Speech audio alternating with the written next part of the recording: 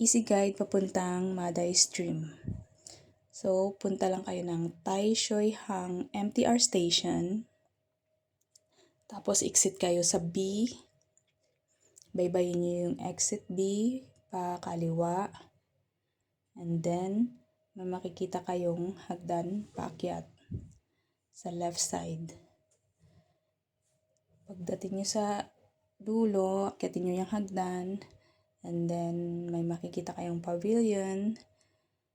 Baybayin nyo lang yung right side na kalsada. And then, may makikita kayong another right side na kalsada. Pasukin nyo lang yan. And then, mga 15 to 20 minutes mararating nyo na yung dead end. Baybayin nyo lang yan dyan.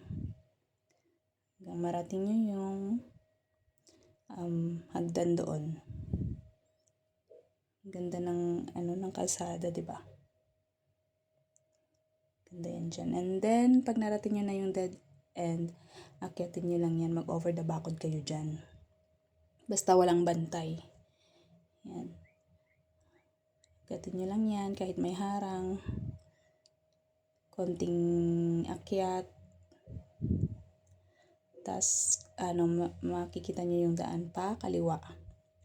Isa lang naman yung daan dyan kaliwa. And then, yan dyan na.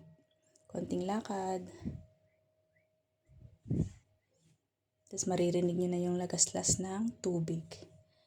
Yan na yung bubungad sa inyo. Tapos kayo nang bahalang umakyat. Doon sa taas mas maganda. Super ganda doon. Basta ingat lang. At madudulas yung mga bato. Yan lang.